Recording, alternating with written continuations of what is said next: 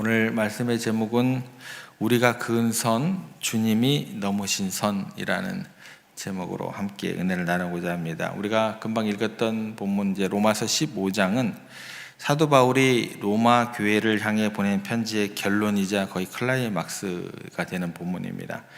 당시 로마 교회는 평안한 교회가 아니었어요. 굉장히 심각한 갈등과 분열로 어려움을 겪고 있고 또 어려움 가운데 신음하고 있었던 교회였습니다. 그리고 그들은 서로를 향해서 보이지 않는 선을 긋고 또 서로 대립의 각을 세우고 있었던 그런 상황입니다. 주님께서 오늘 말씀을 통해서 우리 내면에 그어진 선들이 어떤 것인지 직시하게 하시고 또 그 선을 지우고 하나님께서 기뻐하시는 참된 하나됨에 대해서 우리가 생각하고 그 길로 나아가기를 부르시고 계시는 그런 본문으로 우리가 이해했으면 좋겠습니다. 우리가 발을 딛고 서 있는 현실을 직시해 보시면 모순투성이가 가득한 그런 현실을 바라보게 됩니다.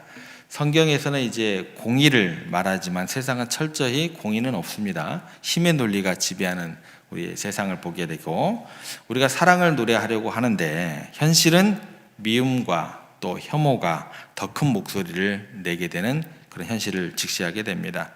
이런 모순된 현실 속에서 발을 딛고 살아가는 우리 성도들은요, 자칫 길을 잃어버리고 또 냉소주의에 빠지기가 쉽습니다. 말씀대로 산다고 세상이 바뀌겠어? 이런 냉소주의고 또 나 혼자 정직하면 뭐해? 나 혼자 성실하게 모든 일들을 감당하면 뭐해? 바뀌지도 않을 건데 이런 냉소주의의 성도들도 더 깊이 빠질 수 있다라는 거예요. 그래서 사도 바울이 지금 이런 어떤 그 연약함, 우리들의 연약함을 간파하고 4절에서 이렇게 시작을 하게 됩니다. 무엇이든지 전에 기록된 바는 우리의 교훈을 위하여 기록된 것이니, 여기에서 전에 기록된 바는 어떤 것을 의미할까요? 구약의 성경을 의미합니다. 그런데 여러분 성경을 읽으시다 보면 한 가지 이상할 점을 우리가 항상 발견하게 됩니다. 그거는 뭐냐면 보통 우리가 어떤 사람의 전기를 쓰거나 역사를 기록할 때 자랑스러운 승리의 기록을 남기고 싶어 합니다. 그런데 성경은 그렇지가 않아요. 하나님께서 정반대로 또 기록을 하시게 되더라는 거예요. 이스라엘의 처절한 실패 또 배신의 역사를 숨기지 않고 낱낱이 기록해 두셨다라는 겁니다. 그러니까 세상 역사하고 정반대예요. 도대체 왜 그러셨을까? 성경은요, 위인전이 아니기 때문에 그래요. 오히려 인간의 부끄러운 민낯을 보여주는 실패담에 가깝다라고 생각하시면 됩니다. 그래서 나오는 게 뭐냐면 아브라함의 비겁함, 또 야곱의 거짓말 잘하는 그 교활함, 다윗의 승리에 대한 소식도 나오지만 범죄함, 하나님께서 그들의 치부를 지우지 않으셨어요. 그대로 다 기록하셨다라는 겁니다. 왜일까요? 그 이유가 뭘까요? 하나님께서는요, 실패한 인생도 결코 포기하지 않으신다라는 그 사실을 우리 가운데 보여주시기 위함이다라는 겁니다.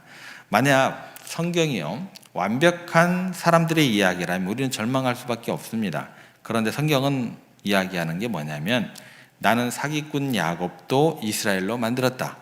나는 살인자 모세도 내가 불렀고 그를 크게 들었었다. 그래서 이 기록은요, 오늘 넘어진 우리들에게 가장 강력한 희망의 증거가 됩니다. 그들을 고쳐 쓰신 하나님께서 오늘 나도 다시 일으키시겠구나. 이것이 바로 4절이 말하는 우리의 교훈, 이 진짜 의미가 되는 겁니다. 그리고 성경은 우리에게 이어서 이 모순된 세상을 살아가면서 이 세상을 이길 두 가지 무기를 가르쳐주고 그 무기를 통해서 잘 그 세상을 감당해낼 때 주어지는 열매에 대해서 이야기를 해줍니다. 4절 하반절을 보시면 이렇게 기록되어 있습니다. 우리로 하여금 인내로 또는 성경의 위로로 소망을 가지게 함이니라. 여기에 이제 첫 번째 무기가 뭐냐면 인내입니다. 인내. 이거를 이제 이악 물고 참는다라고 이제 그 이미지만 떠올리시면 안 되고 어떻게 생각을 하시면 돼요? 무거운 짐 아래에서도 도망가지 않고 머물러 있으면 된다. 머물러 있을 수 있는 능력, 견디는 능력. 여기 이렇게 생각하시면 돼요. 하나님의 약속을 믿고 신뢰하기 때문에 현실의 무게를 견뎌내는 거룩한 뚝심, 이런 식으로, 내공, 이런 식으로 인내를 생각하시면 좋겠습니다. 두 번째 무기가 뭐냐면 위로입니다. 이것은 어떤 뜻이냐면 곁으로 부른다라는 뜻입니다. 그러니까 세상은 우리를 어떻게 하려고 부르냐면 철저히 이용하고 또 이용 가치가 없으면 폐기 처분하려고 부르지만, 하나님은 우리를 부르시는 목적이 살리기 위해서 부르신다라는 거예요. 그러니까 성령님께서 우리 곁에서 내가 다 알아, 그래도 내가 너와 함께 있을 거야, 끊임없이 속삭인다라는 그 부르심으로 이해를 하시면 됩니다. 그래서 이 위로하고 또 이 인내가 만나게 되면, 무거운 짐 아래에서 견뎌내는 그 인내하고 내 옆에 와서 손잡아 주시고 또 주님의 그 위로가 만날 때 비로소 꽃이 피어나게 되는데, 그 소망의 꽃이 뭐다라고 이야기를 하냐면 꽃이 소망이라는 것이다. 그 소망의 꽃이 피어난다라고 이야기를 해주고 있습니다. 이 소망이라는 건 그래서 막연히 잘 될 거야, 긍정의 힘, 이런 낙관이 아니에요. 긍정의 힘이 아니고, 세상은 변해도 하나님은 신실하다는 믿음, 그 믿음에서 나오는 확실한 기대가 되는 겁니다. 그래서 항상 얘기합니다. 조엘 오스틴의 긍정의 힘은 잘못된 어떤 그런 단어를 가지고 잘못된 인식으로 우리 가운데 인식되기에 굉장히 좋은 교재가 됩니다. 그런데 이렇게 이제 소망을 품은 성도들이 가장 먼저 부딪히는 현실의 벽이 이제 로마 교회에 나타나게 됩니다. 그게 뭐냐면 관계 문제라는 벽에 부딪히게 돼요. 1세기 이제 로마 교회의 어떤 상황을 보시면, 그들은 서로를 향해서 보이지 않는 선을 긋고 서로를 좋은 시선으로 바라보지 못하게 되었습니다. 서로 노려보게 됩니다. 한쪽은 성경이 믿음이 강한 자라고 부르는 사람들이 있었어요. 더 정확히 말하면 복음을 받아들이고 그 안에서 자유한 사람들이 한 축을 이루고 있었어요. 이들이 주로 나타나는 모습은 뭐냐? 이방인 그리스도인들이었습니다. 그들은 예수님 안에서 모든 것이 깨끗해졌음을 믿었습니다. 그래서 고기를 먹는 문제라든가 절기를 지키는 문제에 대해서 굉장히 자유로웠습니다. 문제는 그들의 태도였습니다. 그들은 전통을 고수하고 있는 유대인들을 보면서 속으로 이렇게 생각을 하게 됩니다. 아직도 율법에 매여 있어서 신앙이 촌스러워, 수준이 낮아. 그들을 이렇게 업신여겼다라는 거예요. 반대쪽에는 믿음이 약한 자들이 있었습니다. 아직 자유함을 얻지 못한 자들이죠. 마음의 자유함. 주로 이제 유대인 그리스도인들이 이제 한 축을 이루고 있었어요. 그러니까 그들은 율법과 전통을 생명처를 여겼습니다. 그리고 그것을 지켜야만 거룩하게 된다고 믿었습니다. 그래서 그들은 또 이렇게 생각을 하게 되죠. 자유분방한 이방인들을 보면서 정죄하게 됩니다. 어떻게 저런 걸 먹을 수 있냐? 말씀대로 살지를 않아. 너무 세속적이야. 이렇게 이제 비판을 하게 됩니다. 그러니까 한쪽은 뭐를 따지냐면 수준을 따지고, 한쪽은 뭐예요? 행위를 따지더라는 거예요. 그러니까 서로가 서로를 향해서 너는 틀렸어 라고 이제 선을 긋게 되고, 자신만의 성을 이제 한 공동체 안에서 쌓게 되더라는 거예요. 이 모습이 오늘날 우리의 모습하고 굉장히 비슷합니다. 우리도 교회 안에서 또 가정 안에서 나의 신앙 색깔이 다르면, 나와 삶의 방식이 다르면 굉장히 이제 쉽게 판단의 선을 긋게 됩니다. 저 사람 너무 율법적이야. 저 사람 너무 자기 멋대로 해. 이렇게 되더라는 거예요. 그래서 바울이 이거에 대한 해결책을 이제 5절에서 이제 제시를 하게 됩니다. 그 해결책이 뭐냐면, 너희로 그리스도 예수를 본받아 서로 뜻이 같게 하여 주사. 핵심이 뭐예요? 그리스도 예수를 본받아. 여러분, 성탄이 무엇일까요? 내일이 이제 성탄절인데 내일 새벽도 오실 거죠? 만나기를 소망해 봅니다. 여러분, 성탄이 무엇일까요? 예수님이 우주적인 선을 넘으신 사건이다라는 거예요. 거룩하신 창조주 하나님과 또 죄인인 피조물 인간 사이에는 결코 건널 수 없는 심연이 있었다라는 거죠. 그런데 예수님께서 자신의 권리를 포기하고 그 선을 넘으시는 사건이 뭐예요? 그게 성탄이다라는 거예요. 그리고 우리가 특별히 기억해야 될, 성탄에 있어서 가장 중요한 건 아닌데 우리가 상당히 관심을 가지고 생각해 봐야 될 역사적 사실 하나가 있습니다. 우리가 보통 성탄절 그림을 보게 되면 마국간에 목자들과 동방 박사가 함께 있는 장면을 보게 됩니다. 그런데 성경을 자세히 보면은요, 이 두 그룹은 시간과 장소가 다릅니다. 누가복음에 따르면 예수님이 태어나신 바로 그날 밤 마구간 구유를 찾은 것은 목자일까요? 동방박사들일까요? 목자들입니다. 예. 그들은 어떤 신분이었냐면 당시에 가장 비천하고 가장 가난하고 가장 괴로움이 가득한 소외된 사람이었다라는 거예요. 그러니까 예수님은 왕궁이 아닌 마구간에서 귀족이 아닌 가장 낮은 자들을 먼저 만나 주셨다라는 내용이 됩니다. 반면 마태복음에 나오는 동방박사들은 이제 다릅니다. 그들은 이방의 고귀한 지식이 충만한 사람들이었다라는 거예요. 그래서 마태복음을 보면 놀라운 사실을 하나 발견되겠는데, 박사들이 예수님을 만난 장소는 마구간일까요? 마구간이 아닐까요? 예, 마구간이 아닙니다. 집입니다. 집이라고 기록되어 있고, 또한 이제 학자들에 의하면 그때 이제 예수님을 지칭하는 단어도 누가복음은 갓난아이, 브레포스가 아니라 조금 자라난 어린아이, 파이디온, 들어보셨죠? 파이딘으로 기록되어 있습니다. 뭐를 얘기하냐면 동방박사들의 방문은 탄생 직후가 아니라 어느 정도 시간이 흐르고 난 다음에 이루어졌다라는 거예요. 그래서 그때 당시에 헤롯이 아이들을 죽이라고 할 때 몇 세 아래 아이를 죽이라고 하는 줄 아세요? 예, 갓난아이를 죽이라고 하면 돼요. 근데 이게 헤롯이 2세부터 그 아래에 있는 아이를 다 죽이라고 하는 거예요. 그러니까 둘이 두 그룹 자체가 시간차가 있는 거예요. 똑같이 생각하시면 안 돼요. 예. 그러니까 이 시간차가 그럼 주는 메시지가 뭘까? 이제 생각을 해보시면 됩니다. 뭘까요? 예수님의 오심은요, 어느 한 시점, 한 계층만을 위한 것이 아닌 게 되는 거예요.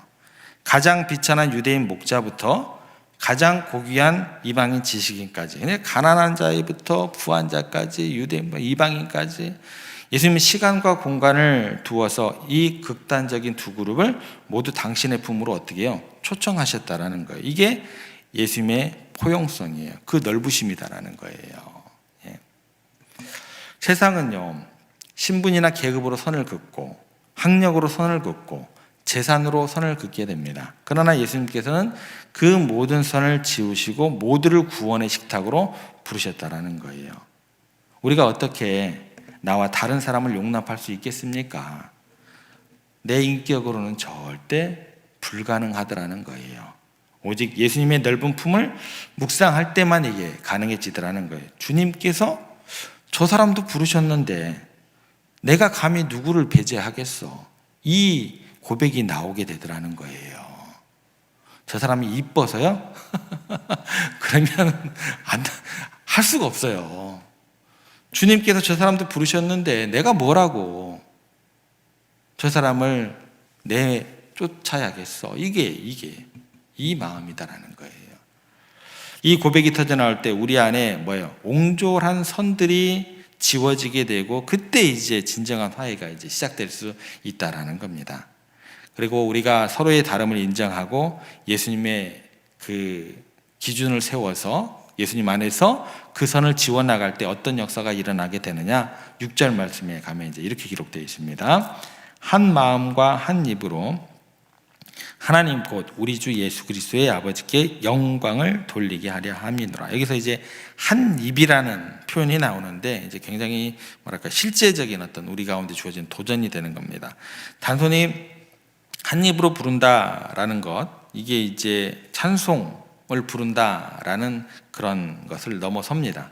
초대교회 상황으로 다시 한번 돌아가 보겠습니다. 당시 로마는 철저한 이제 계급 사회였죠. 그러면 주인과 노예는요 결코 한 식탁에서 밥을 먹을 수 없었겠죠. 그건 사회 근간을 흔드는 불법이기 되기 때문에 그렇습니다. 그러나 교회 안에서는 어떤 일이 벌어지게 됐을까요? 이제 기적이 일어나는 거죠. 이제 성만찬의 식탁이 벌어지게 됩니다. 상상해 보시기 바랍니다. 낮에는 채찍을 들고 명령하는 주인과 채찍을 맞으며 일하던 노예가 예배의 자리에 와서는 뭐가 되는 거예요? 형제 자매가 되는 거죠. 그러니까 한 테이블에 둘러 앉아가지고 똑같이 빵을 떼고 입에 넣습니다. 똑같은 포도주 잔을 돌려가며 마시게 됩니다. 이것을 한 입이다라고 고백을 하고 있습니다. 그리고 한 입으로 그들이 고백하는 것은 뭐예요? 오직 예수 그리스도만이 우리의 왕이십니다. 이게 진정한 한 입의 의미가 되는 겁니다. 그러니까 사회적 신분, 또 뭐 경제적 격차, 문화적 배경, 거대한 세상의 장벽이 예수 그리스도의 십자가 식탁 위에서 완전히 무너져 내리게 됩니다. 이게 뭐라는 거예요? 하나님께 영광이 됩니다 라고 사도 바울이 고백을 하게 됩니다. 나와 잘 맞는 사람들 얼마나 편해요. 그렇게 지내시고 싶죠? 그건 영광이 안 된대요. 예. 나와 수준이 비슷한 사람끼리 모이시고 싶죠? 그 영광이 안 된대요. 그렇게 편안하게 예배 드리시고 싶으시죠? 그러나 하나님이 진정으로 감동하시는 영광스러운 예배가 뭔 줄 아세요?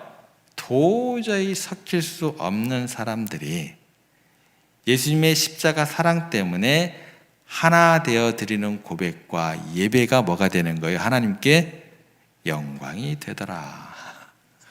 참 어려운 숙제를 주셨습니다. 예, 그게 영광이에요. 어디서 막 반짝반짝 빛나는 불빛이 막 내려쬐고 뒤에 막 후광이 나오고, 예, 뭐 이단의 어떤 사람들을 보면 막 여기서 막 후광이 나온대요. 그게 하나님의 영광이 머무는 사람이 아니다라는 거죠. 우리는 다릅니다.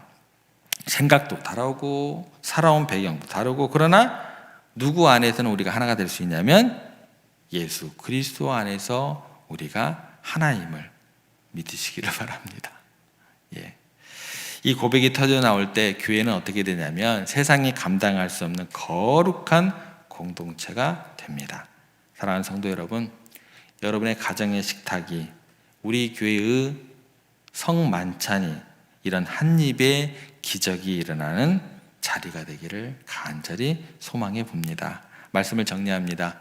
이제 하루가 더 지나면 성탄의 아침이 시작됩니다. 아기 예수님은 우리를 위해 하늘 보좌를 버리고 낮고 천한 땅으로 선을 넘어 오셨습니다. 오늘 우리도 그 주님을 따라서 작은 용기를 내면 좋겠습니다. 혹시 내 마음속에 누군가를 향해서 단단한 선을 긋고 있지는 않으십니까? 내 기준, 내 잣대로 이웃을 판단하고 마음의 문을 걸어 잠그고 있지는 않으십니까? 그 선이 나를 보호하는 선으로 생각하고 있었지만 결국은 그 선이 나를 고립시키는 감옥의 창살일 뿐임을 말씀을 통해서 우리가 직시했으면 좋겠습니다. 오늘 우리를 위해 오신 예수님을 의지하면서 그 선을 조금씩 지우개로 지워나가는 우리가 되었으면 좋겠습니다. 그리고 먼저 손을 내미는 우리가 되어서 먼저 이렇게 인사했으면 좋겠어요. 메리 크리스마스. 이렇게 인사하는 우리가 되었으면 좋겠습니다. 그래서 인내와 위로의 하나님께서 우리의 그 결단 위에 함께 하실 것을 믿음으로 고백하시면서 이 새벽 우리가 긋고 있었던 그 모든 분열의 선들 사라짐을 선포하시고 한 마음과 한 입으로 하나님을 찬양하는 놀라운 은혜가 우리들의 삶과 또 가정 위에 충만하게 되시기를 주님의 이름으로 축복합니다.